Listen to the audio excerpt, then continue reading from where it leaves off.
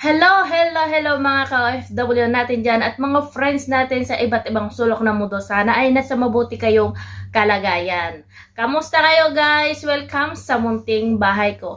Ngayon guys, magbibigay ako ng kunting reaction nga doon kay Lola Damiana kung paano nga ito aalagaan ni Kuya Raimundo ngayong wala na o hindi na pumupunta palagi doon si Kuya Val Santos at si Kalingap Rob. Kasi guys, napanood ko yung vlog ni Kuya Raimundo kung saan nga nakita nga nila itong si Lola Damiana na naglayas daw. Naglayas nga daw itong si Lola Damiana. Ay tinatanong nga ng asawa kung bakit siya naglayas at kung kumain na. Nakikita mo talaga sa matanda na sobrang gutom na kasi siguro anong oras na yon, makikita mo talaga sa mukha niya na sobrang payat na. Dito makikita natin guys na nung bumaba sila sa tricycle binuhat nga nito pinasakay sa likod niya si Lola Damiana ni Kuya Raimundo. Ito guys, panoorin natin kung paano nga ba aalagaan ni Kuya Raimundo itong si Lola Damiana. At kung bakit nga ba naglayas itong si Lola Damiana. Ito guys, panoorin natin.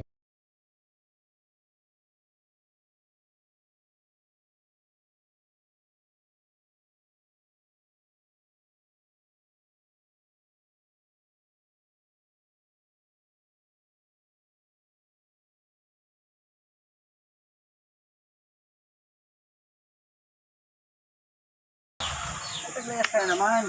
May taglayas ka. May mamaya mainom kang malamig. Dito ng tungkot mo.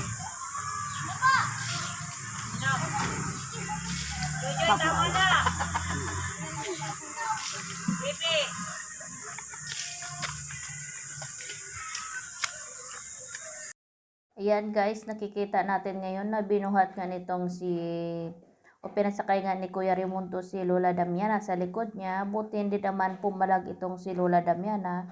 Siguro nga dala nga sa sobrang pagod sa paglalakad kaya hindi na siya nagreklamo na binuhat nga siya nitong ni Kuya Raimundo.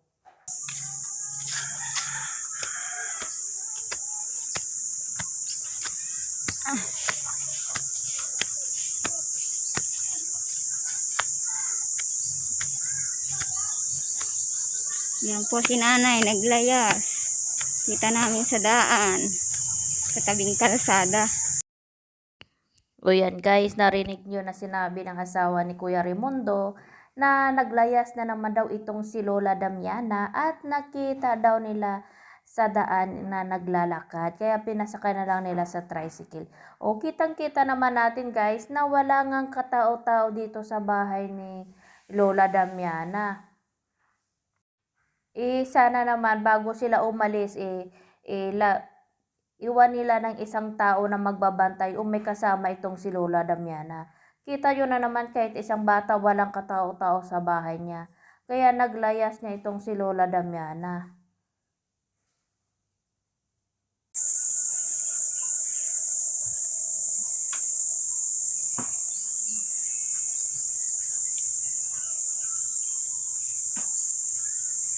Nay, bakit ka po naglayas? Alin? Bakit ka po naglayas? Hindi ka pa po nakain? Hindi ka pa po nakain? Hindi pa. Oh, hindi pa.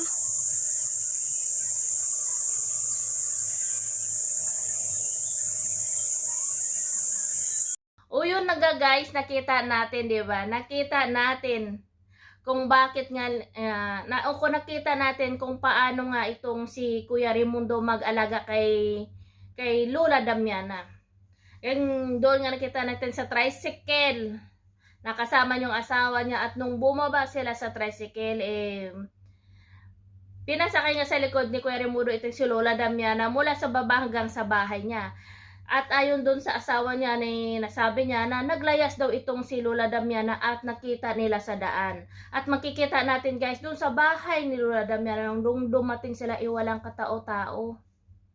Siguro nga nagutom yung matanda kaya bumaba na naman at pupunta na naman siguro ng palengke para humingi ng pagkain.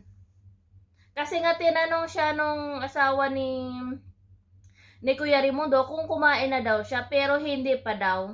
At makikita mo talaga yung pagod yun sa mukha ni Lola Damiana at gutom kahit nung binigyan nga siya ng tinapay o ng mamon ni Kuya Raimundo gutom na gutom nga siya.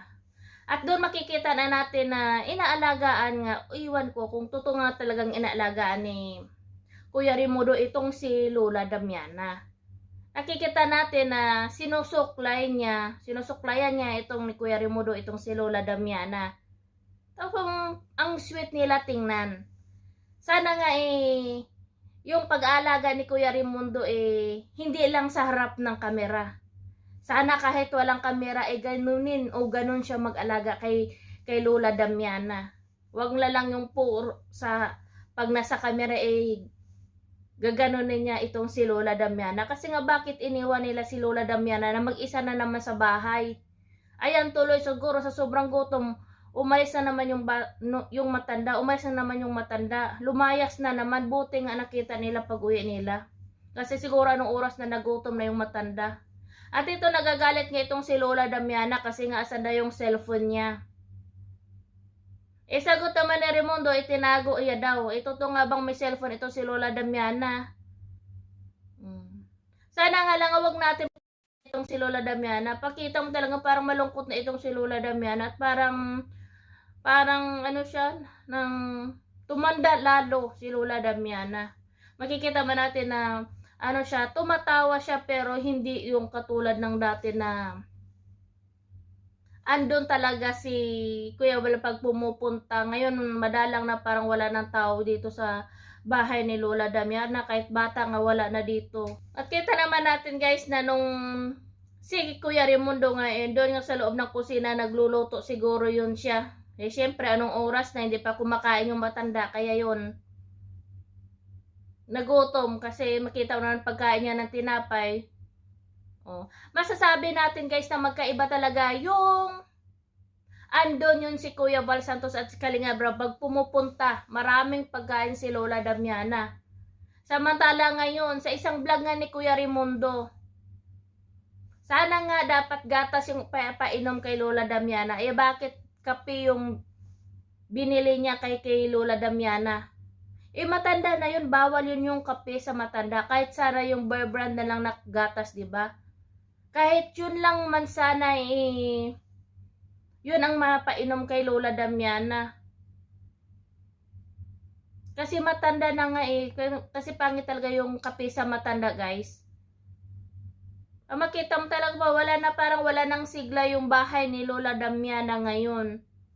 Hindi katulad ng dati, di ba, na every time magpunta doon si Kuya Bal Santos, maraming tao, kahit mga bata andun palagi. Ngayon, makikita mo sa vlog ni Kuya Raimundo, kahit ni isang bata wala doon. Ang lungkot na ng bahay ni Lola Damiana. Sana naman kay Kuya Raimundo, sana naman wag niyong hayaan o iwanan si Lola Damiana na mag-isa lang sa bahay niya. Sana kahit isa man lang, kahit bata man lang may kasama itong si Lola Damiana para naman may makausap yung nanay mo at hindi na siya pupunta sa baba o maglayas. Kasi nga tingnan mo naman yung kita naman natin na sobrang matanda na itong si Lola Damiana at baka mahina na nga itong si Lola Damiana kasi makikita natin sa mukha niya. At sana wag natin palipasan ng gutom yung matanda kasi tinanong nga siya, diba? Gutom na yung matanda. Makita mo talaga parang namumutla na itong si Lola Damiana. Kasi nga siguro sa sobrang gutom. Hindi naman marunong siguro si Lola Damiana magsaing dyan sa gasol. Diba? Kaya sana meron talagang tagabantay katulad nun ni Ate Landa na nagpapakain dito kay Lola Damiana araw-araw. Hindi katulad nito nung ngayon na anong oras na hindi pa kumain yung matanda. Sana nga lang